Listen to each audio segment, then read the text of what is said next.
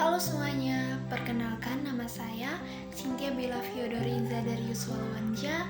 Saya dari kelas 10B SMA Negeri 1 Waingapu. Nah, di sini saya ditugaskan untuk membuat tugas video dan saya akan menjawab beberapa pertanyaan-pertanyaan. Yang pertama, apa pengertian masyarakat majemuk? Masyarakat majemuk adalah masyarakat yang terdiri dari beragam kelompok etnis, budaya, agama, dan latar belakang sosial yang berbeda. Yang kedua, pengertian masyarakat multikultural. Masyarakat multikultural adalah masyarakat yang terdiri dari beragam kelompok etnis, budaya, agama, dan latar belakang sosial yang hidup bersama secara harmonis. Yang ketiga, perbedaan masyarakat majemuk dan masyarakat multikultural. Masyarakat majemuk lebih menekankan pada keragaman kelompok dalam suatu masyarakat, termasuk kelompok etnis, budaya, agama, dan latar belakang sosial yang berbeda. Sedangkan masyarakat multikultural lebih menekankan pada interaksi positif dan harmonis antara beragam kelompok dalam suatu masyarakat.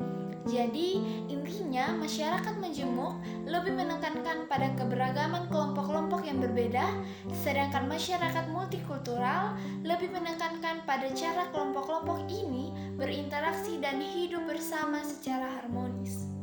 Soal yang keempat, sebutkan ciri-ciri masyarakat multikultural. Nah, yang pertama, keragaman etnis dan budaya. Yang kedua, pengakuan dan penghargaan terhadap keberagaman. Yang ketiga, interaksi dan harmonis. Yang keempat, toleransi dan penerimaan. Yang kelima, pola pikir terbuka. Yang keenam, kesetaraan dan keadilan.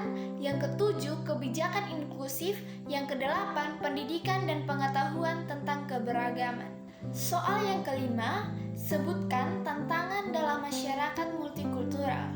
Yang pertama, konflik interetnis. Yang kedua, diskriminasi dan prejudis. Yang ketiga, krisis identitas. Yang keempat, ketidakseimbangan kekuasaan. Yang kelima, kesulitan komunikasi. Yang keenam, isolasi sosial. Yang ketujuh, tantangan integrasi. Yang kedelapan, munculnya ekstremisme. Yang kesembilan, perubahan nilai dan tradisi. Yang kesepuluh, ketidaksetaraan akses. Soal yang keenam, sebutkan jumlah suku, ras, agama, dan bahasa yang ada di Indonesia. Jadi teman-teman, suku yang ada di Indonesia ada 1340 suku. Dan ras ada 4, agama 6, bahasa ada 742 bahasa di Indonesia. Soal yang ketujuh, sebutkan suku dan bahasa di Nusa Tenggara Timur. Yang pertama, suku. Suku yang ada di Nusa Tenggara Timur ada 45 suku dan bahasa ada 72 bahasa di Nusa Tenggara Timur. Soal yang ke-8, sebutkan jumlah provinsi, nama provinsi, dan ibu kota provinsi yang ada di Indonesia. Jadi, di Indonesia memiliki 38 provinsi. Yang pertama, Nangroe Aceh Darussalam, ibu kotanya Banda Aceh. Yang kedua, Sumatera Utara, ibu kotanya Medan. Yang ketiga, Sumatera Selatan, ibu kotanya Palembang.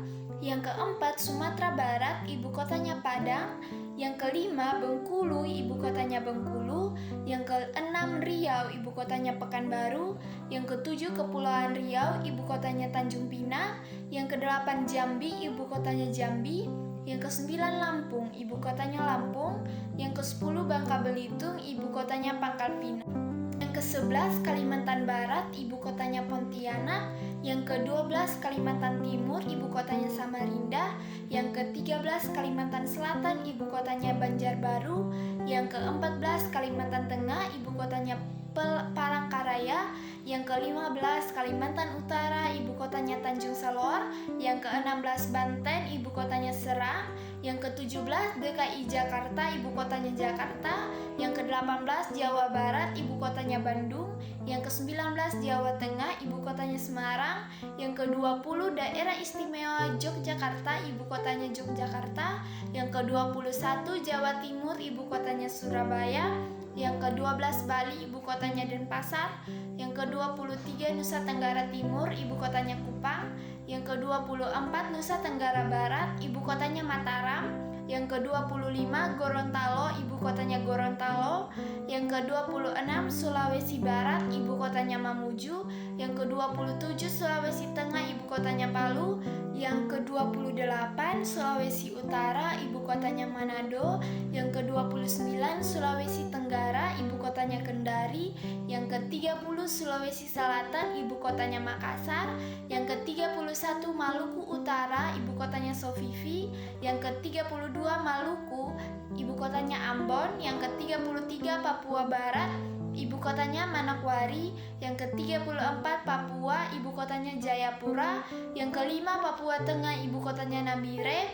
Yang ke-36 Papua Pegunungan, ibu kotanya Jayawijaya. Yang ke-37 Papua Selatan, ibu kotanya Maumere. Yang ke-38 Papua Barat Daya, ibu kotanya Sorong. Soal yang ke-9, sebutkan jumlah kabupaten atau kota, nama kabupaten atau kota, dan nama ibu kota kabupaten atau kota yang ada di Nusa Tenggara Timur. Jadi, kabupaten atau kota yang ada di Nusa Tenggara Timur 21 kabupaten dan 1 kota. Yang pertama Kabupaten Alor, ibu kotanya Kalabahi. Yang kedua Kabupaten Belu, ibu kotanya Atambua. Yang ketiga Kabupaten Ende, ibu kotanya Ende. Yang keempat Kabupaten Flores Timur, ibu kotanya Larantuka. Yang kelima Kabupaten Kupang, ibu kotanya Oelamasi. Yang keenam Kabupaten Lembata, ibu kotanya Leoleba. Yang ketujuh Kabupaten Malaka, ibu kotanya Betun. Yang kedelapan Kabupaten Manggarai, ibu kotanya Ruteng. Yang kesembilan Kabupaten Manggarai Barat, ibu kotanya Labuan. 10 Kabupaten Manggarai Timur, ibu kotanya Borong. Yang ke-11 Kabupaten Nagekeo, ibu kotanya Mbai. Yang ke-12 Kabupaten Ngada, ibu kotanya Bajawa. Yang ke-13 Kabupaten Rotendao, ibu kotanya Ba. Yang ke-14 Kabupaten Sabu Raijua, ibu kotanya Menia. Yang ke-15 Kabupaten Sika, ibu kotanya Maumere. Yang ke-16 Kabupaten Sumba Barat, ibu kotanya Waikabubak. Yang ke-17 Kabupaten Sumba Barat Daya, ibu kotanya Tambolaka. Yang ke-18 Kabupaten Sumba Tengah, ibu kotanya Waibakul. Yang ke-19 Kabupaten Sumba Timur, ibu kotanya Waingapu. Yang ke-20 Kabupaten Timur Tengah Selatan, ibu kotanya Soe. Yang ke-21 Kabupaten Timur Tengah Utara, ibu kotanya Kofamenanu. Yang ke-22 Kota Kupang. Soal yang ke-10, sebutkan dan jelaskan beberapa sikap toleransi yang Anda lakukan dalam menghadapi perbedaan agama. Jadi, yang saya lakukan ketika menghadapi perbedaan agama, yang pertama menerima keberagaman, mengakui bahwa setiap individu memiliki hak untuk memiliki keyakinan agama yang berbeda dan menghargai perbedaan tersebut sebagai bagian dari kekayaan budaya. Yang kedua, menghormati tempat ibadah. Menghormati tempat ibadah agama lain dan menghargai ruang suci tersebut tanpa mencampuri atau mengganggu. Yang ketiga, berkolaborasi untuk kebaikan bersama. Bekerja sama dengan komunitas agama lain untuk mendorong perdamaian